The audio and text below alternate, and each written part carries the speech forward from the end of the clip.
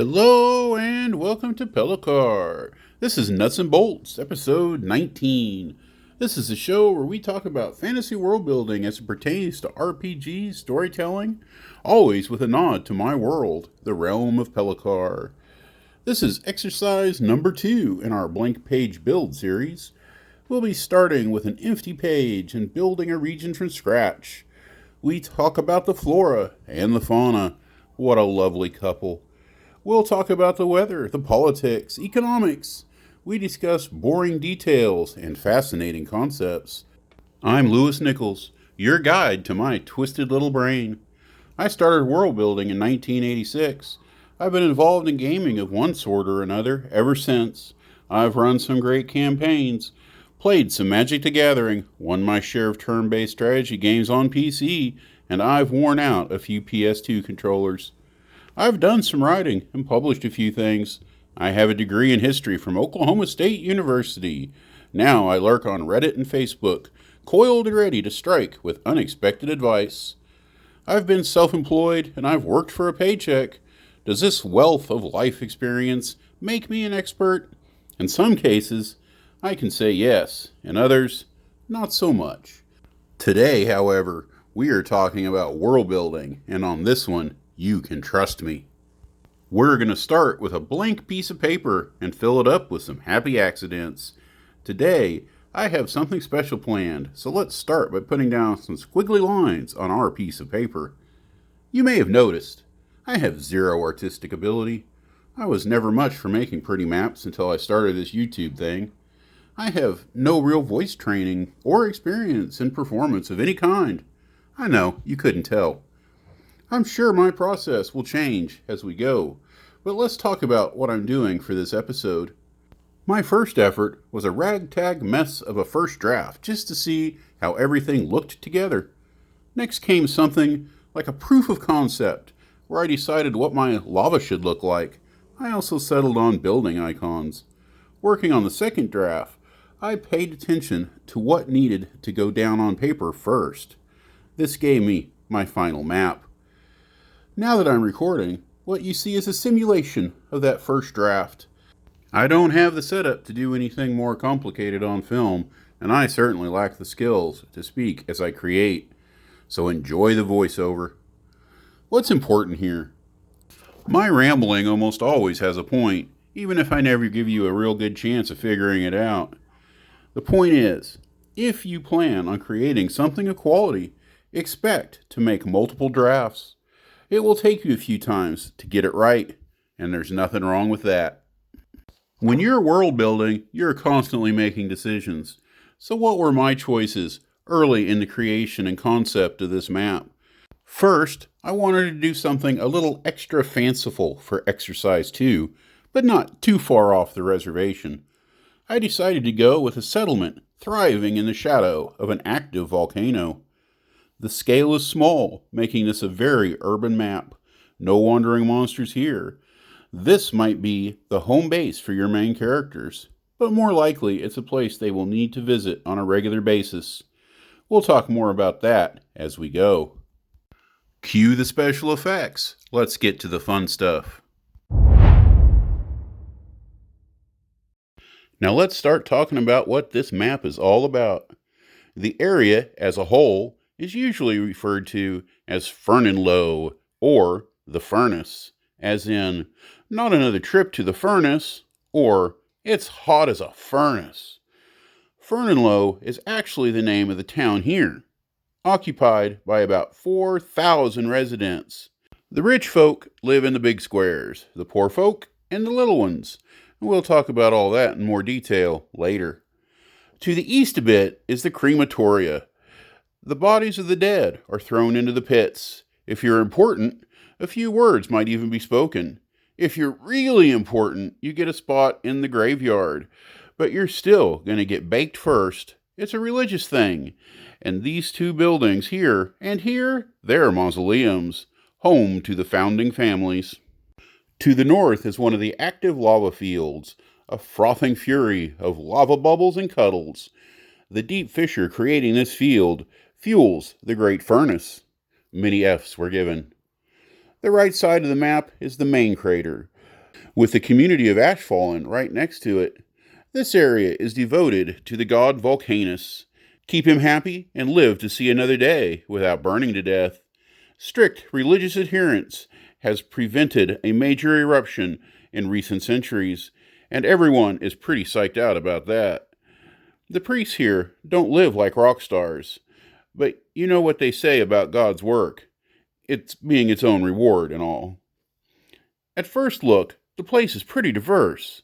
Humans, gnomes, dragonfolk, dwarves, Tagara, monkey, Nissi, and so forth. It's not even all that odd to see a humanoid mongrel type in town. Goblins, kobolds, and ogres all live in the basalt warrens. Oh, just the warrens? This crowded slum is the working man's home. From here, the town's labor force ventures into the mines and quarries every day to work 12-hour shifts. Many are conscripted from regional jails. Others are just people down on their luck and happy that the worst job ever is still a job. Some are just flat-out slaves. There are families who live here. Wives tend their little shanties. Kids play in the streets. But it's a miserable existence. Very few grow old, and nobody is happy. The only dream is escape. The mines are the first leg of the local economy.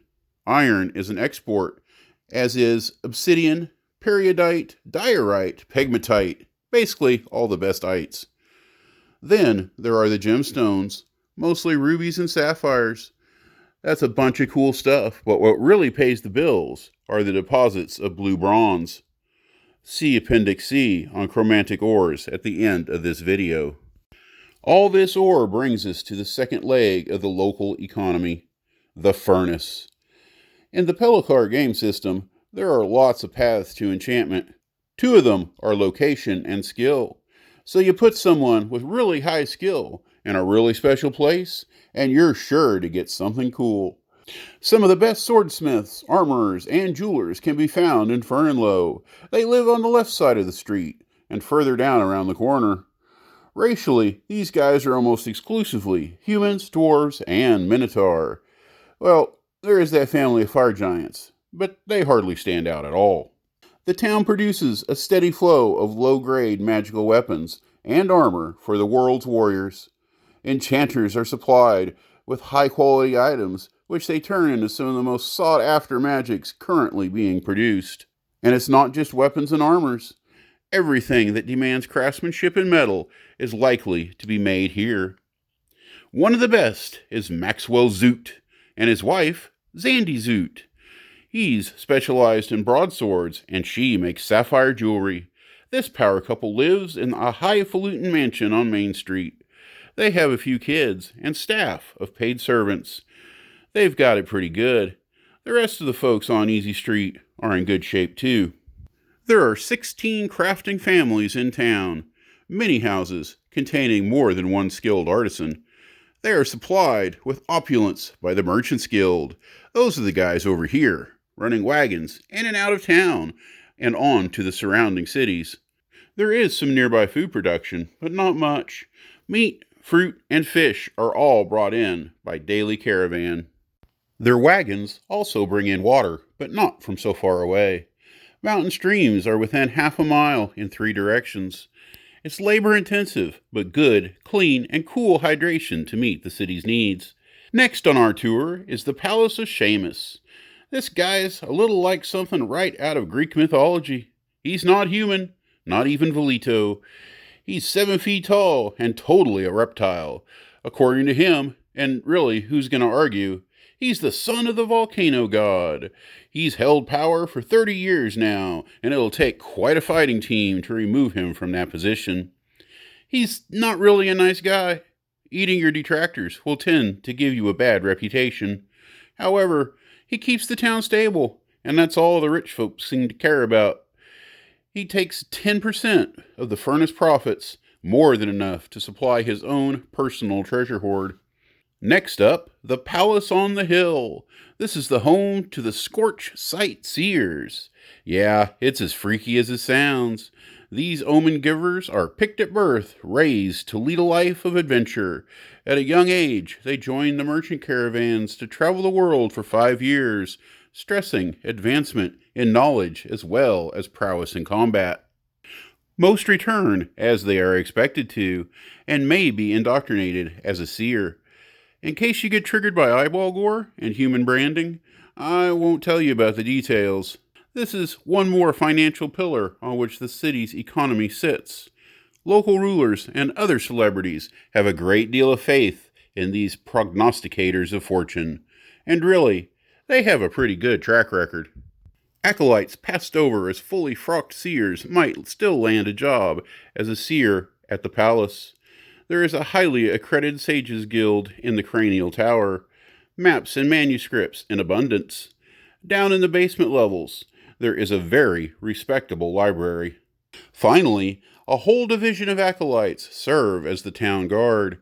In some ways, it's pretty amateur. A bunch of washed-out adventurers who put their skill points into lores and histories. But these are the ones who weren't good enough to be seers, or even sages and librarians. Worse, they could leave if they want to.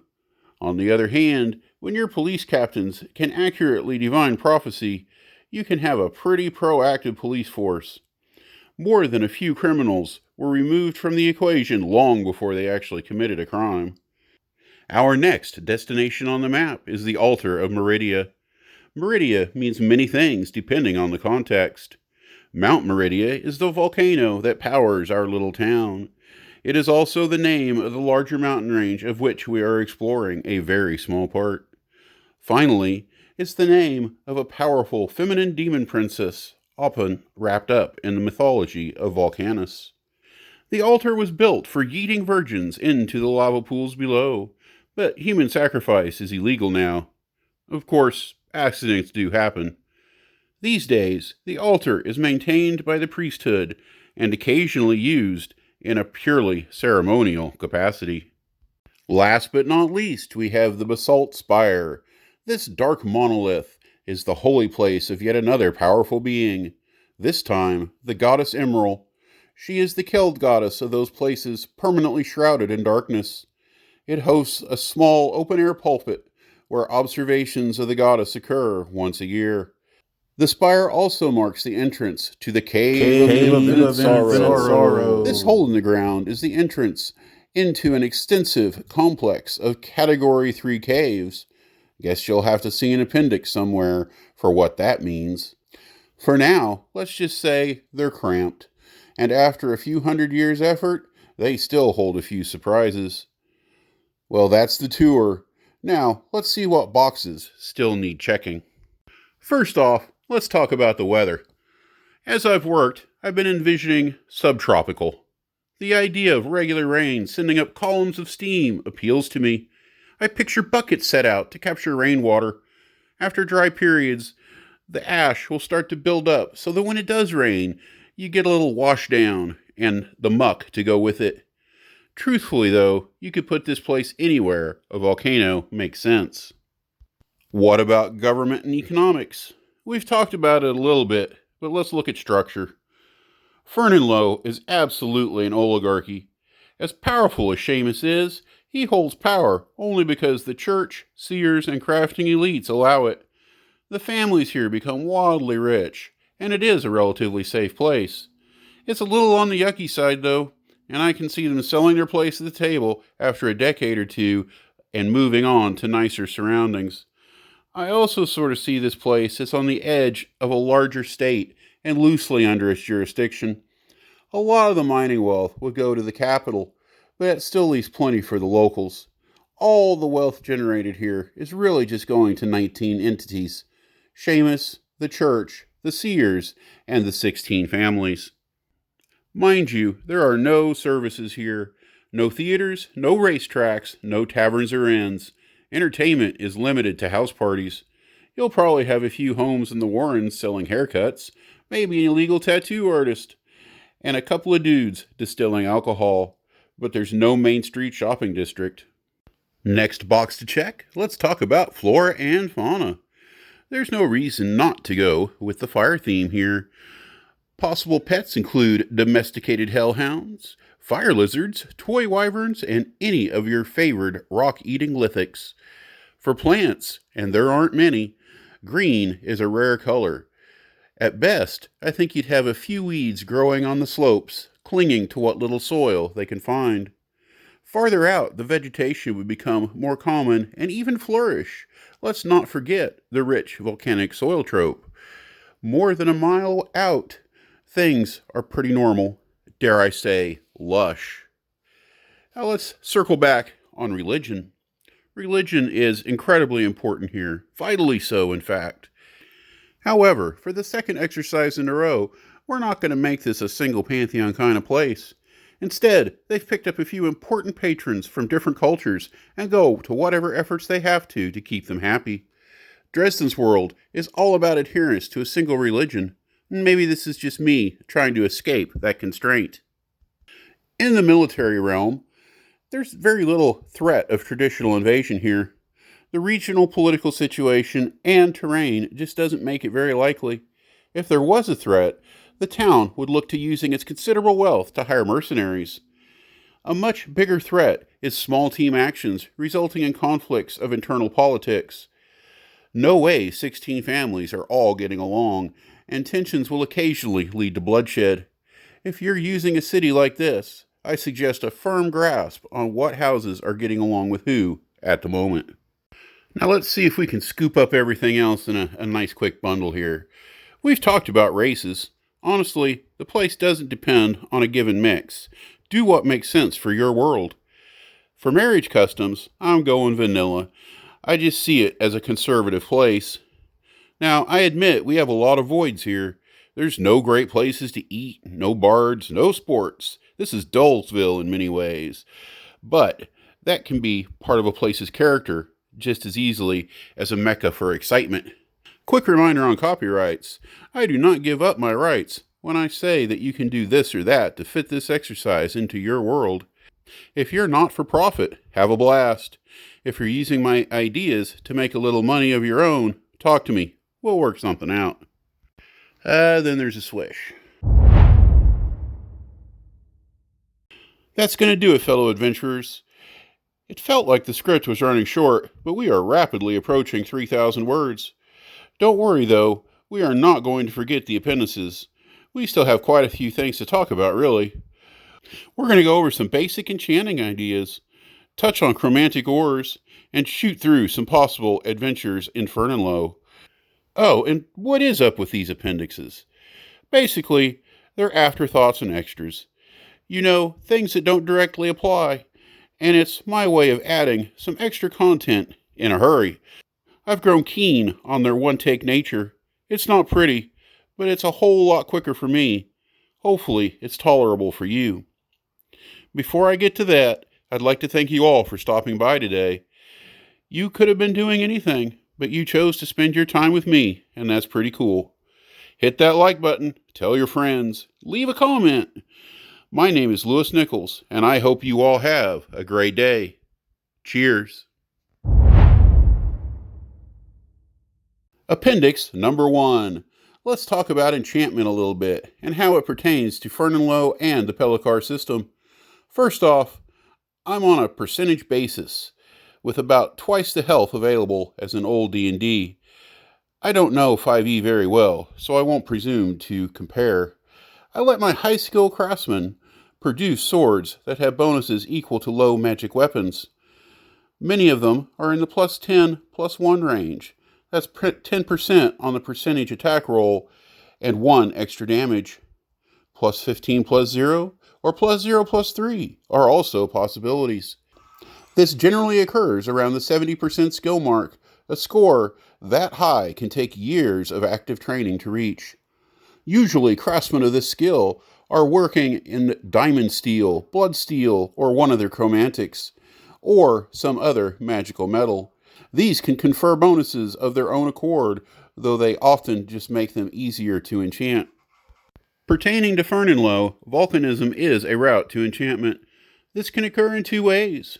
There is a small chance any given sword produced here will develop a spontaneous, fire-related enchantment. This could actually occur later in its life, after it's seen some action. Second, there is a more reliable process to make relatively weak flame blades by curing the completed blade on site for a period of time. Generally, a year will do. Thing is, this minor magic will have to be recharged from time to time. 2 months back on the racks would be a good time period to get you another 3 years of use. So what does this amount to? The furnace produces about 20 Furnenlow blades a year. The blade is plus 15, plus 6, 5 of that from flame. The sword further conveys a small intimidation effect for the fact it's on fire. Say, fail a sanity check and get -5 on your attacks. When the charge runs out, it drops to a plus 15, plus 1 with no fear. At that point, the character can make a decision. Keep in mind, recharging won't be free, but at least the cost of a plus 5, plus 1 weapon. Appendix C, the chromatic ores. Someday there's going to be a whole show on this, or maybe it'll come out in a document locked behind a paywall or some kind of patronage site. Yeah, maybe not, but anyway, for now, we're just going to have a little bit of an explanation. Chromatics mix with copper, tin, and manganese. That's where it gets its name. But its properties are nothing like bronze. In pure form, they're a powder like gypsum. Blue chromatic ore comes from basalt, with the chromatic cooked out of it. Red chromatics can be found in andesite, yellow in obsidian.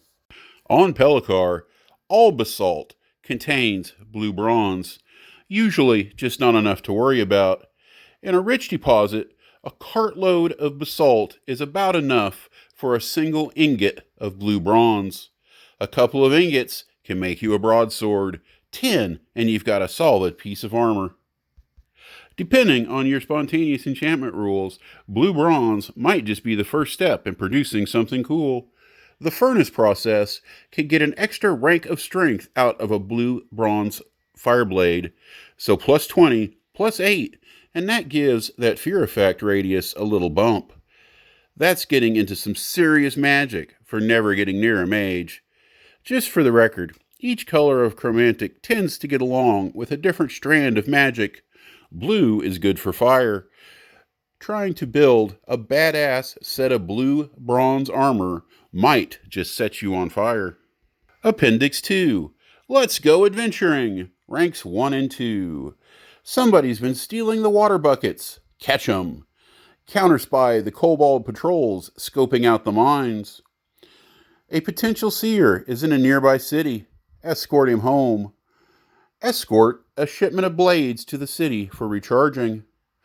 Another escort mission. Bring a sage to the palace on the hill from out of town. Go fetch Symons, a flower arrangement from the surrounding slopes. He needs to impress a woman. Let's jump up to rank 5. A fire drake has moved in close to town. Convince him to leave. Break up a nearby kobold colony before they have time to dig in. A family is leaving town. Get the older kids safely to their new home. A seer needs to visit a nearby land. Yep, more escort duty. Caving. Make sure there has been no new activity in the upper levels of the Caves of Infinite Sorrow. Let's jump up to rank 7. Kobold smashing. It's all-out war. But are they really the threat? Politics. Discover a conspiracy to overthrow Symons. There's a paper shortage. Diplomatic mission to a paper mill to secure supplies for the seers. Imminent threat. Occupy the Imperial Guards while a virgin is sacrificed. Recruitment. The city needs new blood. Visit nearby cities and tell foreigners about how great it is to live in Furnenlow. Jumping to rank 9. Destroy the Puppet Master.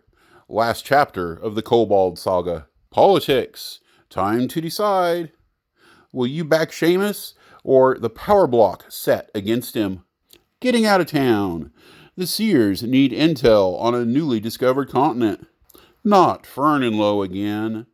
Sent by the Grand Emperor to find out why production has been slow. Rank Whatever. Retirement. Take over the city and spend your final years in opulence.